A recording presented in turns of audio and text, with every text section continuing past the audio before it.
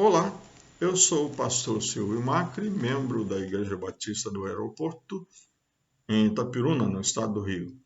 E tenho esse canal aqui no YouTube para transmitir mensagens da Palavra de Deus. Nossa mensagem de hoje tem como título 3 grandes erros no uso da Bíblia.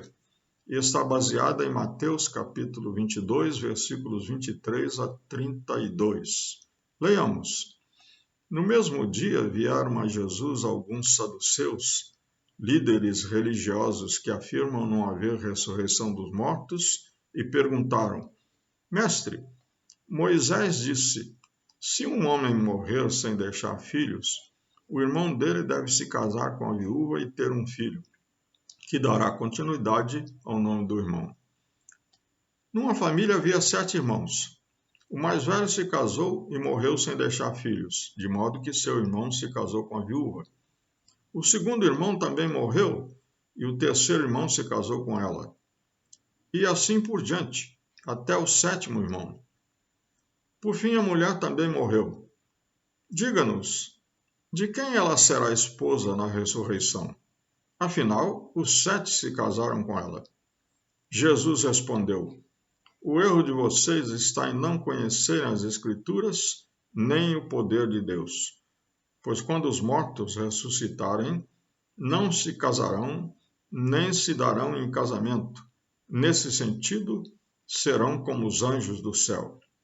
Agora, quanto a haver ressurreição dos mortos, vocês não leram a esse respeito nas Escrituras? Deus disse: Eu sou o Deus de Abraão, o Deus de Isaque e o Deus de Jacó. Portanto, ele é o Deus dos vivos e não dos mortos. Essa narrativa aqui está inserida num capítulo em que há 3 tentativas dos inimigos de Jesus de o apanharem em algum erro, numa armadilha, a fim de o prenderem e o condenarem. Foram os fariseus, foram os saduceus e, por último, um mestre da lei. Tentativas todas falhas, porque Jesus não caiu em nenhuma dessas armadilhas. Mas nós queremos falar aqui sobre essa narrativa dos saduceus, que fala sobre os saduceus. Aqui nós vemos que eles tentaram enredar Jesus, tentaram enrolar Jesus, usando uma história que muito difícil de ocorrer, em que uma mulher se casou com 7 irmãos em sequência e depois ela morreu. E como eles não criam na ressurreição, eles queriam envolver Jesus nessa armadilha, perguntando: na ressurreição, a quem vai pertencer a mulher, visto que ela se casou com 7? E Jesus disse: vocês erram muito por não conhecerem a palavra de Deus e por usarem mal a palavra de Deus, podemos dizer assim, né? Porque na ressurreição não haverá casamento como existe aqui na terra. E completa Jesus: quanto ao fato de haver ressurreição dos mortos ou não, vamos lá o que a Bíblia diz. A Bíblia diz: eu sou o Deus de Abraão, eu sou o Deus de Isaque, eu sou o Deus de Jacó. Portanto, ele é o Deus dos vivos e não dos mortos. Jesus está se referindo aí a Abraão, Isaque e Jacó, que tinham morrido há milênios atrás, né? Mas estava se referindo a eles como vivos, porque eram servos de Deus que creram e confiaram na graça de Deus e tinham esperança na ressurreição. Então, aqui nós vemos 3 grandes erros, 3 erros terríveis com respeito à Bíblia. O primeiro foi que os saduceus usaram a Bíblia de maneira desonesta. Usaram o mandamento de Moisés para tentar tentar envolver Jesus, pegá-lo numa armadilha para prendê-lo. Então usaram a Bíblia para uma prática de ódio. Isto é muito comum hoje em dia. Cada vez mais nós estamos vendo, principalmente na internet, pessoas citando a Bíblia para justificar seu ódio, seu preconceito, para julgar os outros, para condená-los, para incriminá-los. A Bíblia tem sido muito usada também para oprimir pessoas. É uma maneira injusta de usar a Bíblia.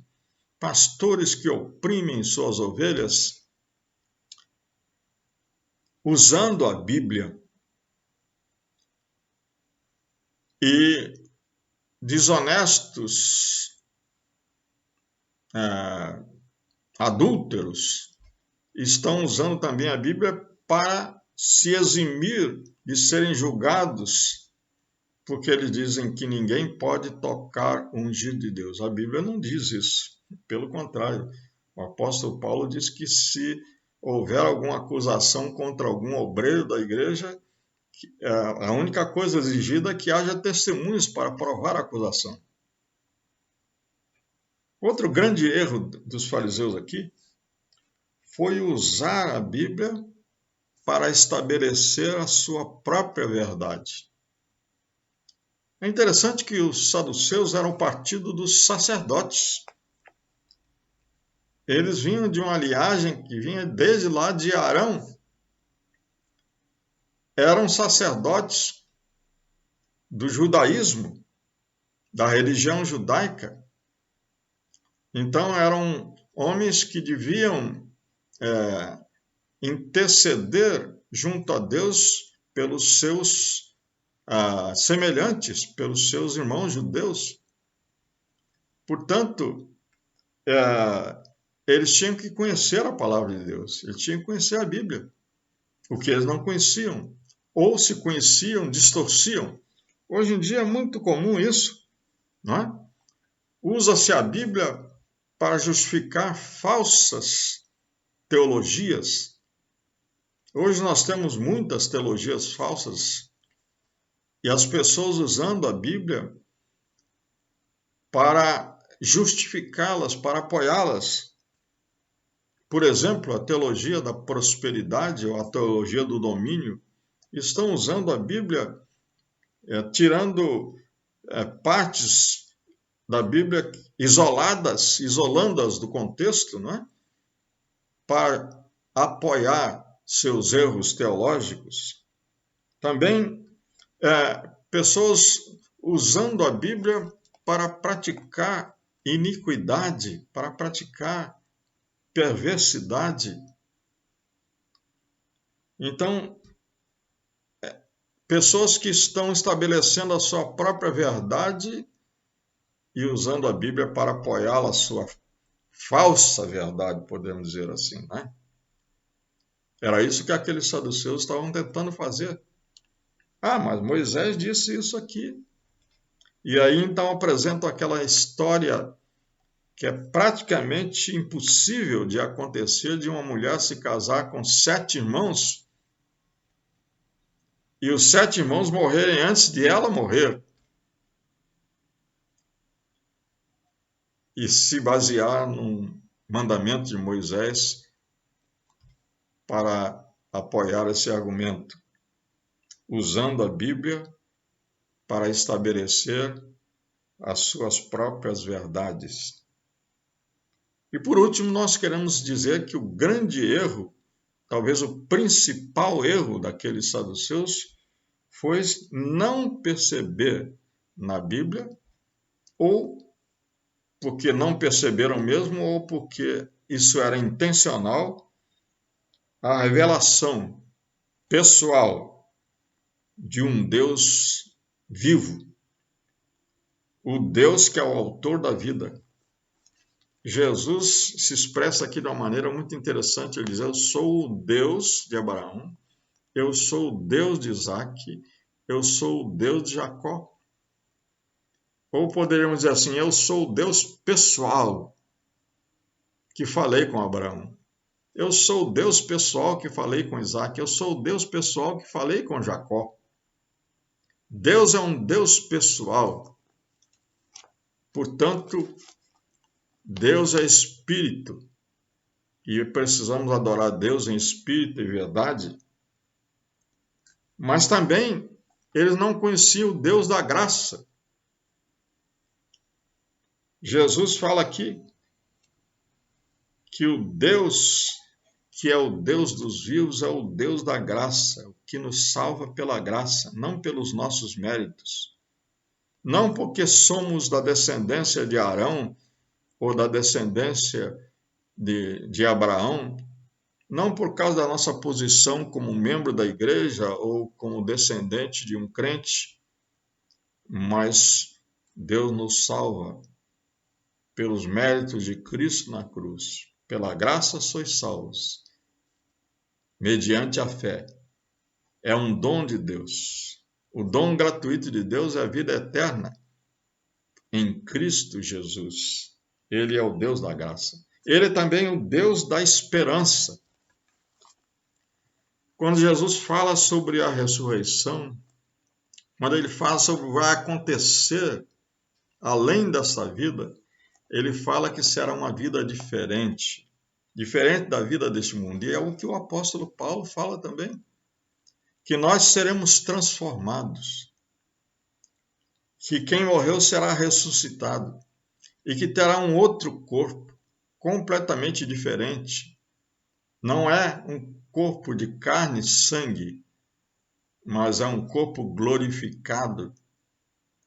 Então, não haverá casamento, não haverá relações como nós temos neste mundo.